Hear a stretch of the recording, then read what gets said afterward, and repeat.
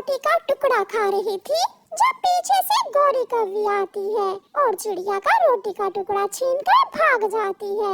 रुको रुको मनहूस गंदी कौवी, तुमने मेरी रोटी छीन ली, तुम बहुत बुरी हो। मगर गौरी कौवी चिड़िया की कोई बात सुने बिना वहाँ से भाग जाती है। कालू कालू रोटी, मैं चिड़िया से रोटी छीन कर लाई हूँ। रोटी? मुझे रोटी खाए कितने ही महीने हो गए हैं। कौवा उछलने लगता है। कालू कालू जी, मैं भाग कर आई हूँ, बहुत प्यास लगी हुई है, मैं नदी से पानी पियाऊं, तुम रोटी का ध्यान रखना। गौरी नदी से पानी पीने चली जाती है। गौरी को कौन सा पता चलेगा, थोड़ी सी रोटी खा लेता हूँ। ऐसा कहते हुए कालू कौवा रोटी खाने लगता है। खाते खाते कालू कौवे को पता ही नहीं चलता कि कब वो सारी ही रोटी खा लेता है।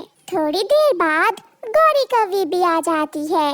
कालू रोटी कहाँ है? गौरी, मुझे बहुत भूख लगी हुई थी, मुझसे गलती हो गई, मैं सारी ही रोटी खा गया।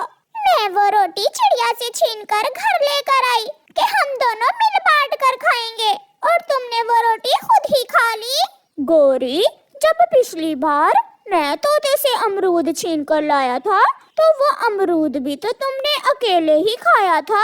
मगर गौरी कौवी बहुत गुस्से में थी। वो पास में पड़ा बेलन उठाकर कालू के सर में मार देती है।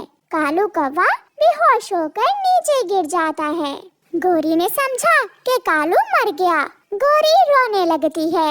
कालू कालू उठो, मैंने तो आहिस्ता से मारा था, उठो उठो कालू, उठो कालू जी। गौरी भागी भागी चिड़िया के पास जाती है। चिड़िया चिड़िया जल्दी आओ, कालू को कुछ हो गया है। चल चल भाग यहाँ से, तुमने मेरी रोटी क्यों छीनी थी? चिड़िया, उस रोटी की वजह से ही तो मेरा पति मरा है। चिड़िया वहाँ से चली जाती है। कबूतर कबूतर जल्दी मेरे साथ आओ, तुम्हारे भाई कालू को कुछ हो गया है, वो बोल नहीं रहा। फिर कबूतर जल्दी से गौरी कौवी के साथ जाता है। गौरी चुप कर जाओ, कालू अब कभी लौट कर नहीं आएगा, कालू तो मर गया है। रोटी खाकर पानी ही पिया था मेरे कालू ने, हाय मेरा कालू। कबूतर चला जाता है। कालू भी होश में आ गया था। वो अपनी पत्नी की बातें सुन रहा था। मैं बहुत लड़ाई करती थी आपसे मेरे पति जी, अगर मुझे मालूम होता कि तुम सच में ही मर जाओगे तो मैं कभी भी आपको ना मारती। हाय मेरा कालू। फिर गौरी कौवी कालू को एक टोकरी में रखकर नदी में बहाने ले जाती है। कालू को मरा हुआ समझकर गौरी कौवी जैसे ही उसे नदी में गिराकर वापस होती है, कालू जल्दी से उड़कर पास करीब वाले पेड़ पर बैठ जाता है। जिंदा रहने से तो मरना ही अच्छा है, कम से कम मेरी पत्नी मेरी इज्जत तो करती है। इतने प्यार से तो कभी गौरी ने पहले मुझसे बात ही नहीं की। रात हो जाती है और कालू कौवा उड़ता हुआ जाकर अपने घर की खिड़की में बैठ जाता है। अपने पति को मारकर आराम से सो रही हो, बहुत जालिम हो तुम, बहुत जालिम। गौरी भी आवाज सुनकर जाग जाती है। भूत भूत, कोई मुझे बचाए, भूत आ गया है।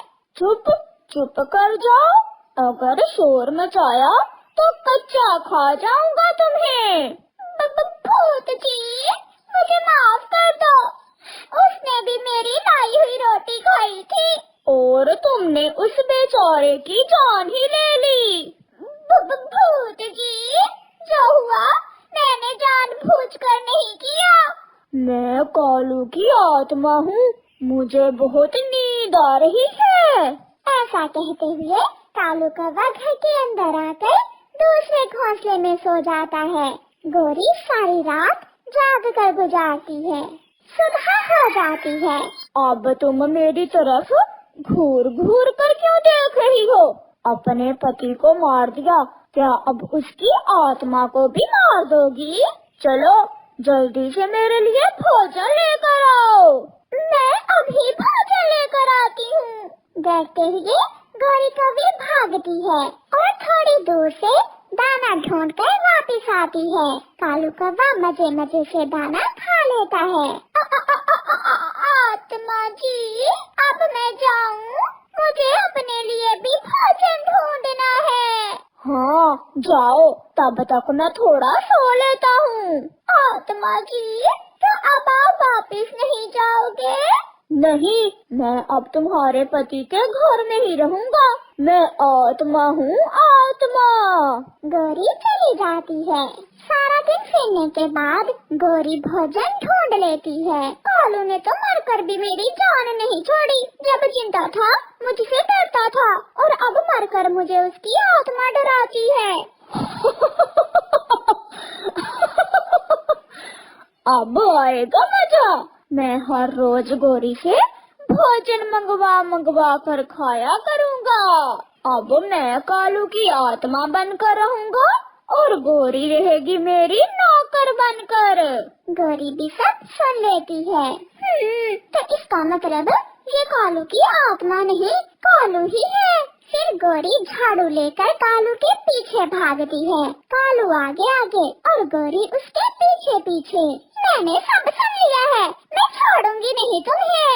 ना गोरी ना, मैं फिर ऐसा नहीं करूँगा। मुझे ना मारना। ऐसे गोरी कालू की खूब पिटाई करती है और कालू को उसके किए की सजा देती